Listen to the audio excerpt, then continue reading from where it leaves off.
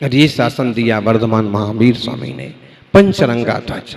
और एक वो सिंबल होता है, जियो और जिने दो, अहिंसा परमो धर्मा, नीचे लिखा रहता है परस्परोपग्रहो जीवानाम। यूं बीच में हाथ रहता है, इस हाथ के भीतर एक चक्र रहता है, चक्र में 24 आरे रहते हैं, वो एक सिंबल है। वो भी आपकी विज्ञापन सामग्रियों पर वो क्यों नहीं रह सकता? आपके कपड़े पर, आपके बिल्ले पर, आपकी जेब पर वो क्यों नहीं रह सकता? वो आपका जिनशासन का प्रतीक है और हमेशा हाथ खुला हुआ है अभय के लिए। इसका मतलब क्या होता है? आशीर्वाद तो होता ही है, इसका एक खास मतलब होता है अभय। जैसे गाय या कुत्ता बहुत भड़के और आप उसको यूं यूं करते हो, हाँ? जो समझदार दयालु व्यक्ति होता है कि कोई जानवर वगैरह भी भड़क जाए तो क्या करता है? मतलब इससे उसको भी समझ में आता है कि ये कसाई व्यक्ति नहीं है, ये ऐसे ऐसे कर रहा है, तो भड़क, उसका भड़कन कम हो जाती है, धीरे धीरे शांत हो जाता है, दिशा बदल देता है। जानवर भी ए वो शीतल छाया है जहां नहीं छल माया। बहुत सुंदर गीत है वो। जय बोलो जैन धर्म की जय बोलो। किसी को आता है? नहीं, वो शीतल छाया है, यहां नहीं छल माया है, ये सिंबल में। और फिर साथ में नीचे लिखा हुआ भी है, अगर कोई इतना ना समझ पाए तो लिखा हुआ भी है परस्परोपग्रहो जीवानाम। इंसान, मनुष्य, जीव एक दूसरे का उपकार करेंगे तो ही चलेगा, इसके बिना जीवन चलेगा नहीं। यह तो धर्म ततो जया, जहां धर्म है वहां जय। ये इस सिंबल का भी हम सबको, आप सबको अच्छे से उपयोग करना चाहिए, प्रयोग करना चाहिए। और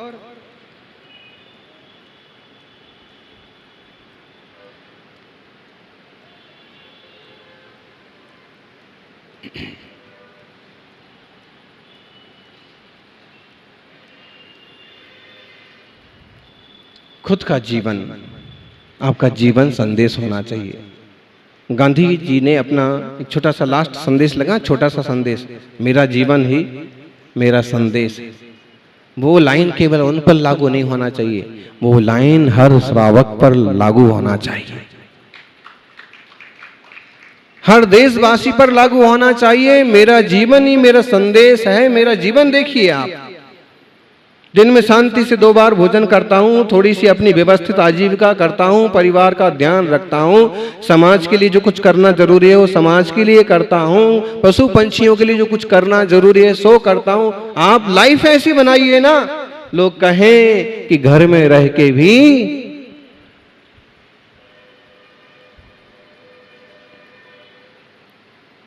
कई बार जब आहार के समय लोग आहार देते हैं और उनको त्याग की बात करो तो ऐसा नियम लेते हैं कि रात्रि भोजन ठीक है त्याग कर लेंगे, जिंदगी भर का कर लेंगे, 1 साल का कर लेंगे, लेकिन बाहर की छूट। बाहर की छूट मतलब क्या? बोलो अध्यक्ष महोदय, बाहर की छूट मतलब? अब बाहर की छूट बोल तू साफ साफ ज्ञानी, बाहर की छूट मतलब क्या? तुम घर के बाहर थाली लेके आ गया, ओटली पर बैठ के खा गया, ये नहीं महाराज, ऐसा नहीं। तो फिर बाहर की छूट मतलब क्या? बाहर की छूट मतलब मैं बाहर जाऊंगा तो मुझे बाहर जाना पड़ता है, मतलब क्या? तो अब इसको साफ साफ कर, मुझे बाहर बिजनेस वर्क से जाना पड़ता है, कर्नाटक जाना पड़ता है, कलकत्ता जाना पड़ता है। इसमें तो एक बार मान सकते हैं कि वो तू अकेले ही खाएगा, चुपचाप खाएगा, चल जाएगा। लेकिन बाहर का अगर मतलब तेरा ये है कि दोस्तों की पार्टी में जाना पड़ता है, सामूहिक भोजन में जाना पड़ता है, तो इसके लिए तुझे 3 काल में मुनि छूट देंगे नहीं, क्योंकि सरासर महावीर भगवान की आज्ञा का सामूहिक उल्लंघन है। तेरी मजबूरी थी कि 2 दिन बाहर जाएगा, घर का खाना नहीं मिलेगा, इसलिए तू जैसे भी करके जहां शुद्ध मिलेगा, ठीक ठाक शाकाहारी मिलेगा, वहां खाएगा। तो वहां अकेला है तो और तुम्हें पता है कि मेरा नियम है, लेकिन क्या करें, अब दिन भर के भूखे हैं। लेकिन जो ये किया जा रहा है कि सामूहिक भोज करेंगे और रात में 7 बजे से आपके आने तक, और वो आएगा रात को 1 बजे, तो आप क्या करोगे? सरासर जिन धर्म का, जिन शासन की अवज्ञा है। ज्ञानी ध्यान रखना, कभी भी सामूहिक रात्रि भोजन कराना नहीं और कभी भी शामिल होना नहीं। आप रोज रात में खाओ, आपकी मजबूरी है, क्योंकि आप अकेले हैं कमाने वाले और 10 किलोमीटर दूर दुकान है और आते आते 8 बज जाते हैं, ठीक है? आप रोज भले खाओ, वो आपकी मजबूरी है, आपको उसकी टीस है कि मुझे नहीं खाना चाहिए, फिर भी खाना पड़ता है। लेकिन सामूहिक खाना खिलाया और सामूहिक में गए तो ये वीर शासन की सीधी सीधी अवज्ञा है। वहां 50 लोग देखेंगे, जैनी भी आया है, जैन लोग रात में नहीं खाते, ये कैसे खाता? और फिर उस पर भी तुमने कह दिया कि हमको तो चलता है, तो उस पर और तुम्हारी तो नाक क्या है भाई? तुम्हारी नाक तो 1 इंच की, 2 इंच की।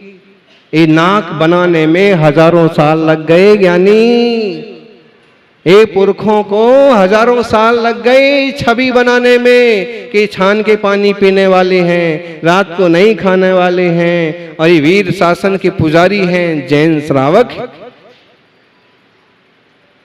हम ऐसे लोगों के नाम बता देंगे, बड़े बड़े लोगों से बढ़ जाते हैं, नहीं खाते हैं रात को, हम नहीं खाते हैं साहब, भूखे रह जाएंगे लेकिन हम रात को नहीं खाएंगे।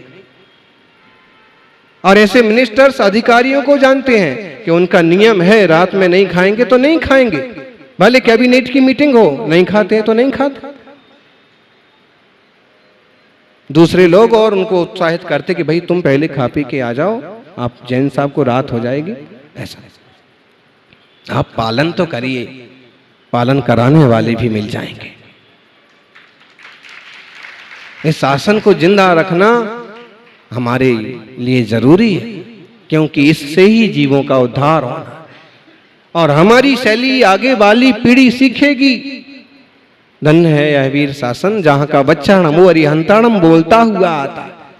नन्हे मुन्ने बच्चे नमोस्तु नमोस्तु करते आते हैं, और देखो बेचारे वो लोग कि जिंदगी बीत जाती है फिर भी उन्हें भगवान जिनेंद्र का दर्शन दुर्लभ होता है।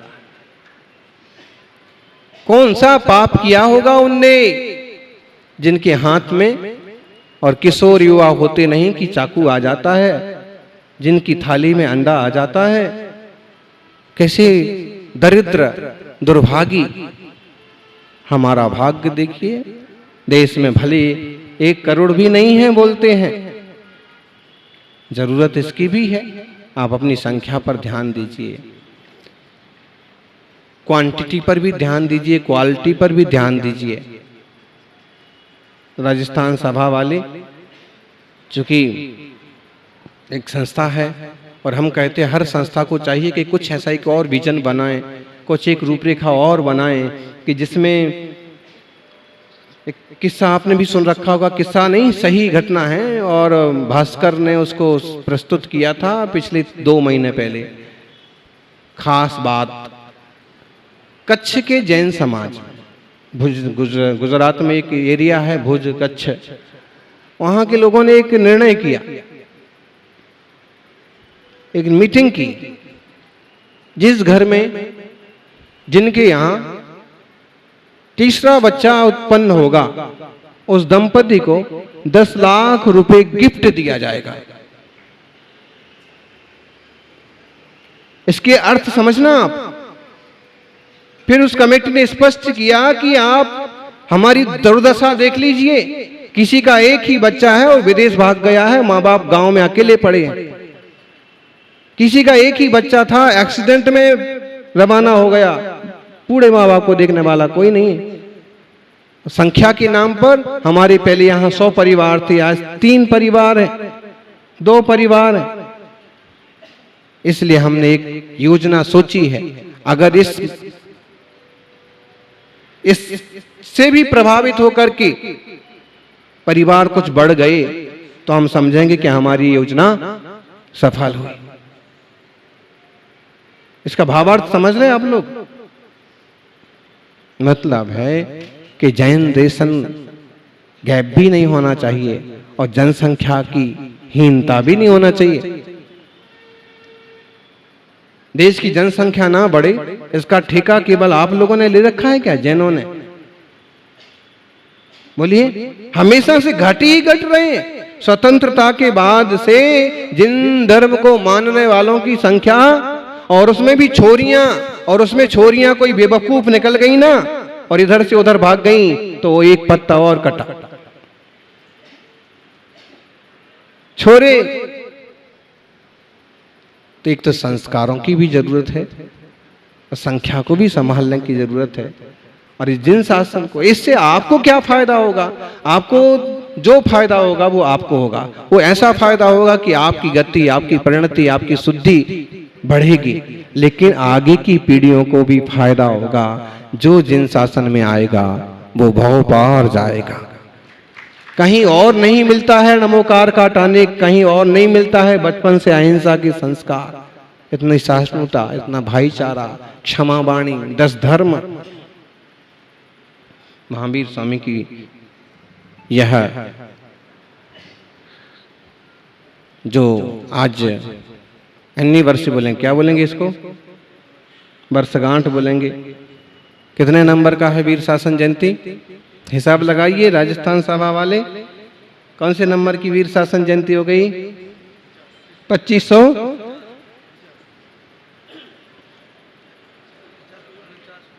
नहीं, इसको अपन जिस दिन से दिव्य ध्वनि प्रारंभ हुई थी उस दिन तक गिनेंगे।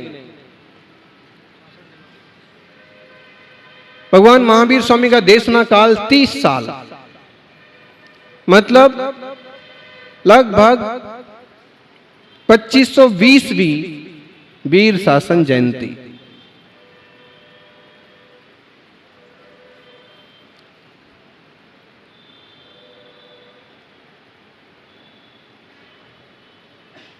सज्जनों, महावीर स्वामी का 2550वां निर्वाण उत्सव आ रहा है। कब आ रहा है, कब आएगा? आपको अपना पता है कि 3 साल बाद हम 50 के हो जाएंगे, 2 साल बाद हम 75 के हो जाएंगे। अरे अपना कोई अता पता रखो मत रखो, तीर्थंकरों का, पूर्वाचार्यों का अता पता रखो, वो ज्यादा जरूरी है। हमारा तो क्या है, कितने लोग पहचान जाएंगे और कितने लोग मनाएंगे। हम ही अपनी फोटो छपवा करके देख करके खुश हो जाएंगे बस, लेकिन महावीर स्वामी के उत्सव पूरे देश में मनाए जाएंगे तो पूरी जनता पर अद्भुत प्रभाव पड़ता है। अहिंसा का, सत्य का संदेश जाता है। 2550वीं वीर निर्वाण महोत्सव आएगा अगले वर्ष। ये 49वां है और ये 49वें से चालू हो जाएगा पूरा 1 साल। तो हमारा वीर शासन जयंती महोत्सव के अवसर पर आप सब से, पूरे देश से, राजस्थान सभा से कहते हैं कि पूरे देश में महावीर जयंती का सबसे बढ़िया रूप राजस्थान जैन सभा के द्वारा राजस्थान की जयपुर राजधानी में दिया जाता है। पूरे देशवासियों को चाहिए कि अच्छे से अच्छा रूप दें और महावीर जयंती के अलावा अब इस टाइप की तैयारी की जाए कि 2550वां महा महोत्सव का पूरा साल किस ढंग से पूरे देश में मनाया जाए। महावीर स्वामी के नाम से सर्कल बनाए जाएं, सड़कों के नामकरण किए जाएं, स्कूल खोले जाएं। आप कुछ नया व्यवसाय करने जा रहे हैं, नया बिल्डिंग्स बनाने जा रहे हैं, महावीर स्वामी या उनके सिद्धांतों से मिलता जुलता नाम दिया जाए। घर घर में भगवान जिनेश्वर की सुंदर सी तस्वीर भेजी जाए। स्कूल में निबंध प्रतियोगिता, दूसरे तरह के कार्यक्रम करवाए जाएं। क्या क्या योजनाएं होती हैं, मुझे लगता है कि मुझसे ज्यादा आप लोगों को इस चीज के आइडिया हो सकते हैं।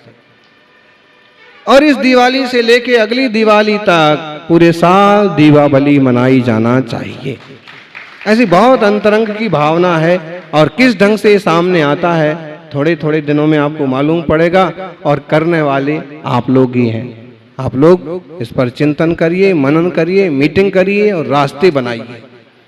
एक जमाना था जब आचार्य विद्यानंद जी के मार्गदर्शन में 2500वां वीर निर्वाण उत्सव पूरे भारत देश नहीं पूरी दुनिया में मनाया गया था। गूंज तो होती है।